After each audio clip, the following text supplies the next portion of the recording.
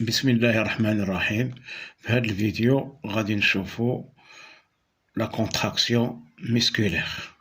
Bon, tout d'abord, on voit une photographie d'une myofibrie observée au microscope électronique. Voici une myofibrie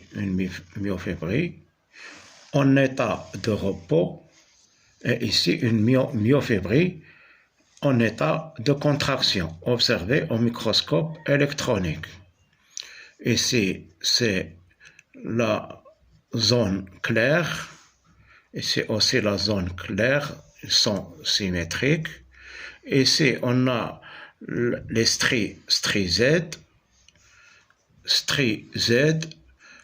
Les stries Z se trouvent au milieu de la zone claire. Et on sait que la bande claire contient uniquement les filaments fins d'actine. Ici, on a la zone sombre. La zone sombre contient des filaments de myosine intercalés avec les filaments d'actine. Ici, on voit la zone H. Ici, la zone sombre. Ici, la zone H. Alors, cette myofibrie est au repos entre strie Z et l'autre strie Z, c'est le sarcomère. Le sarcomère est l'unité structurale et fonctionnelle du muscle. Ici, au moment de la contraction, on voit un raccourcissement du sarcomère.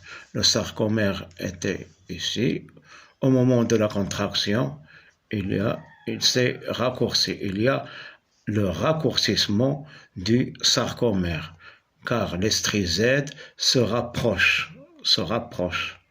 La zone claire diminue et la zone H, qui est au milieu, aussi diminue ou va s'éteindre totalement. Donc, la zone claire diminue, les stries Z se rapprochent, le sarcomère diminue. Alors, qu'est-ce qu'on déduit? On déduit que les filaments d'actine glissent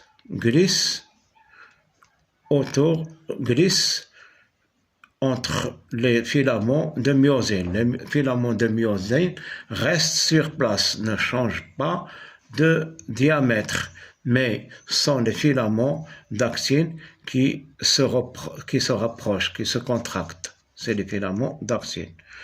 On va voir ici un schéma. Ici, on a les filaments d'actine. Les filaments d'actine sont intercalés avec les filaments de myosine. Ici, les filaments épais de myosine. Si on a les filaments fins d'actine, ici le strie Z, la zone claire, entre eux, strie Z, après la contraction, il y a rapprochement des stries Z. Ici, la protéine de la myosine se compose d'une tige et la tête. Il y a la tête et les tiges. La tige, au sommet, il y a la tête. C'est la myosine, le filament épais de myosine. Le filament épais de myosine contient une protéine de myosine, se compose d'une protéine de myosine. Ici, on a le filament fin d'actine, il se compose de 3 protéines, la troponine, la tropomyosine et l'actine. 3 protéines, la troponine, la troponine, la tropomyosine et l'actine.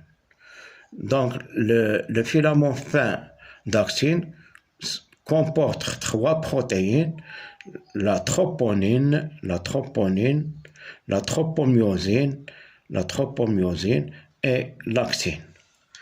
Donc, qu'est-ce qu'on va voir au cours de la contraction? Au cours de la contraction, les têtes de myosine sont fixées sur les filaments fins d'actine, puis ils pivotent. Ils ramènent les filaments d'actine à l'intérieur. Donc, les filaments de myosine, épais de myosine, leur tête fait pivoter les filaments d'actine à l'intérieur. Merci.